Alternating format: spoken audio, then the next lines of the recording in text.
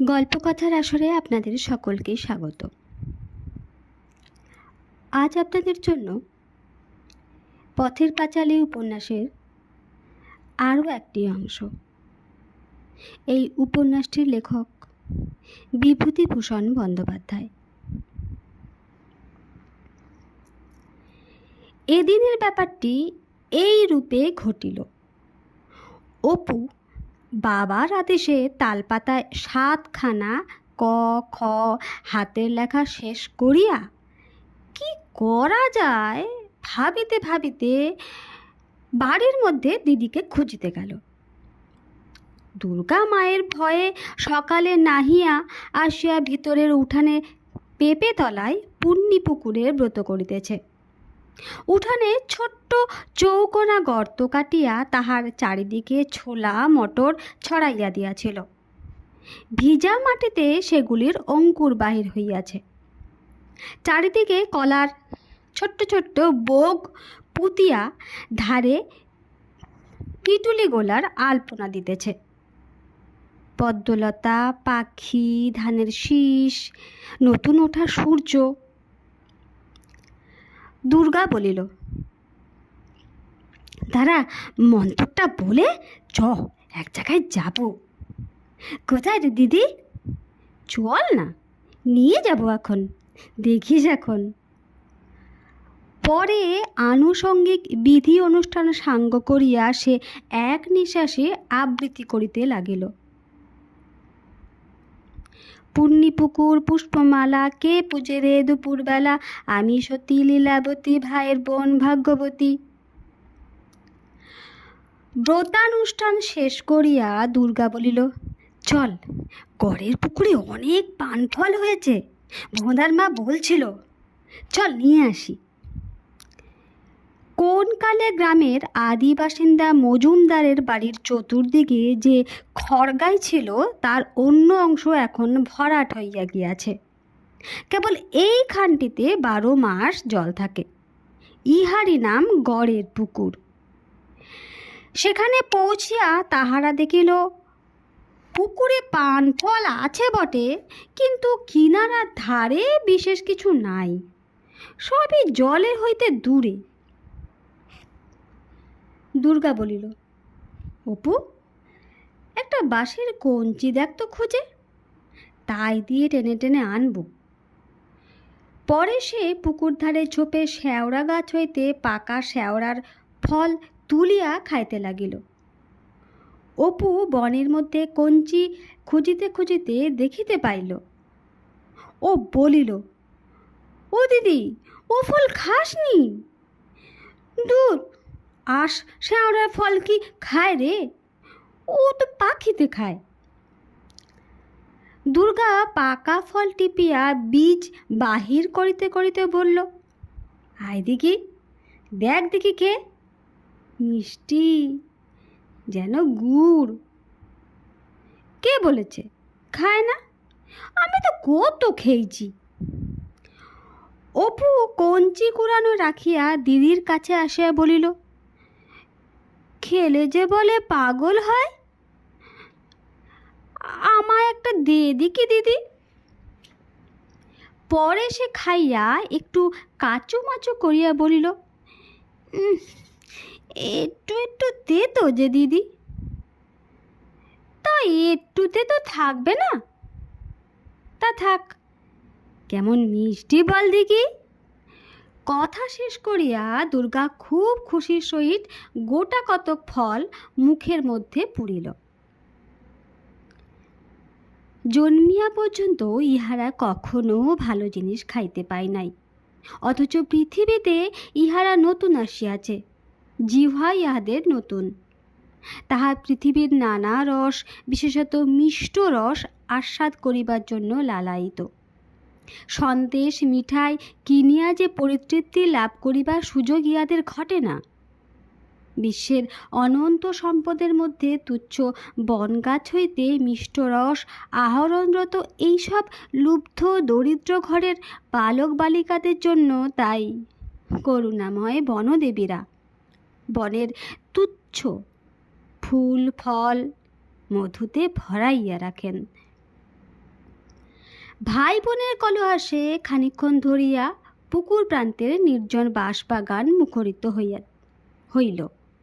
খানিকটা পরে অপু পাশের একটি শ্যাওড়া গাছের দিকে আঙুল দিয়া দেখাইয়া চেঁচাইয়া বলিয়া উঠিল, দিদি দেখ কি এখানে। তারপরে সে ছুটিয়া গিয়া মাটি খুঁড়িয়া কি তুলিতে লাগিল। দুর্গা জিজ্ঞেস করিল, কি রে? পরে সেও ভাইয়ের কাছে আসিল। অপু ততক্ষণে মাটি খুঁড়িয়া কি একটি বাহির করিয়া কোচর কাপড় দিয়া মাটি মুছিয়া সাফ করিতেছে। হাতে করিয়া আহ্লাদের সহিত দিদিকে দেখাইয়া বলিল, দেখ দিদি, চকচক করছে, কি জিনিস রে? দুর্গা হাতে লইয়া দেখিল, গোল মতো, একদিকে ছুঁচালো পল কাটা কাটা চকচকে কি একটা জিনিস। সে খানিকক্ষণ আগ্রহের সহিত নানাভাবে উল্টাইয়া পাল্টাইয়া দেখিতে লাগিল। হঠাৎ কি ভাবিয়া তাহার রুক্ষ চুলে ঘেরা মুখ উজ্জ্বল হইয়া উঠিল। সে ভয়ে ভয়ে চারিদিকে চাহিয়া দেখিল, কেহ দেখিতেছে না কিনা। চুপি চুপি বলিল, অপু, এটা বোধ হয় হিরে, চুপ কর, চেঁচাস নে। পরে ভয়ে ভয়ে আর একবার চারিদিকে চাহিয়া দেখিল। অপু দিদির দিকে অবাক হইয়া চাহিয়া রহিল। হীরক বস্তুটি তাহার অজ্ঞাত নয় বটে।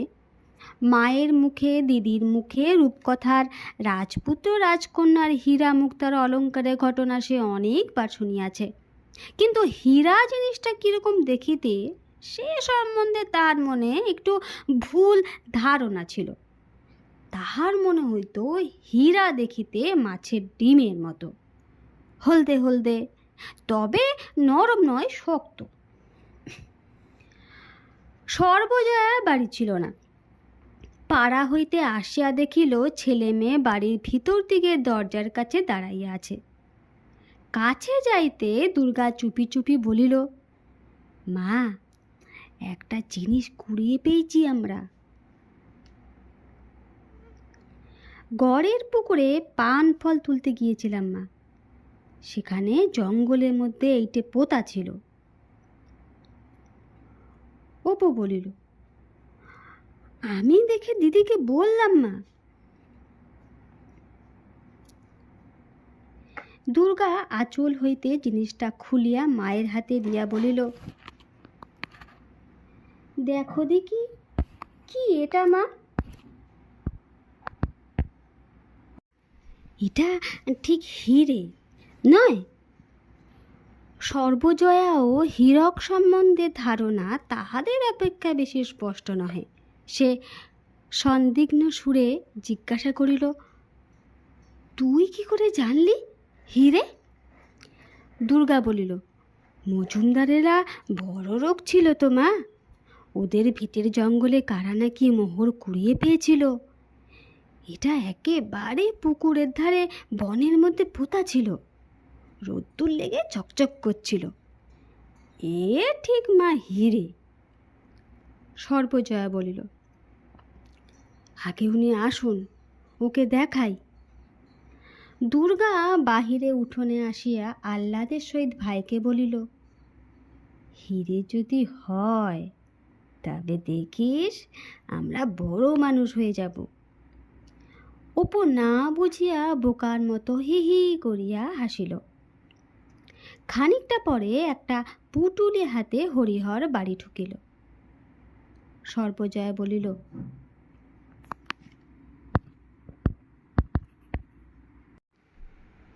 ওগো শোনো, এদিকে এসো তো, দেখো তো এটা কি। হরিহর হাতে লইয়া বলিল, কোথায় পেলে? দুর্গা গড়ের পুকুরে পান ফল তুলতে গিয়েছিল, কুড়িয়ে পেয়েছে। কি বলো দিকে? হরিহর খানিকটা উল্টাইয়া পাল্টাইয়া দেখিয়া বলিল, কাঁচ না হয় পাথরটা তোর হবে, এতটুকু জিনিস ঠিক বুঝতে পারছি নে। সর্বজয়ার মনে একটুখানি ক্ষীণ আশার রেখা দেখা দিল। কাজ হইলে তাহার স্বামী কি চিনিতে পারিত না? পরে সে চুপি চুপি, যেন পাছে স্বামী বিরক্তি যুক্তি দেখায় এই ভয়ে বলিল, হিরে নয় তো? যদি হিরে হয়? হ্যাঁ, হিরে যদি পথে ঘাটে পাওয়া যেত তবে আর ভাবনা কি ছিল, তুমিও যেমন। তাহার মনে মনে ধারণা হইল ইহা কাঁচ। পরক্ষণে কিন্তু মনে হইল হয়তো হইতেও পারে, বলা যায় না। মজুমদারেরা বড় লোক ছিল, বিচিত্র কি যে হয়তো তাহাদেরই গহনায় টহনায় কোনো কালে বসানো ছিল, কি করিয়া মাটির মধ্যে পুঁতিয়া গিয়াছে। কথায় বলে, কপালে না থাকিলে গুপ্তধন হাতে পড়িলেও চেনা যায় না। শেষে কি দরিদ্র ব্রাহ্মণের গল্পের মতো ঘটিবে? সে বলিল, আচ্ছা দাঁড়াও, একবার বরং গাঙ্গুলি বাড়ি দেখিয়ে আসি। রাঁধিতে রাঁধিতে সর্বজয়া বারবার মনে মনে বলিতে লাগিল, দোহাই ঠাকুর, কত লোক তো কত কিছু কুড়িয়ে পায়, এই কষ্ট যাচ্ছে সংসারে, বাচ্চাদের দিকে মুখ তুলে তাকিও, দোহাই ঠাকুর। তাহার বুকের মধ্যে টিপটিপ করিতেছিল।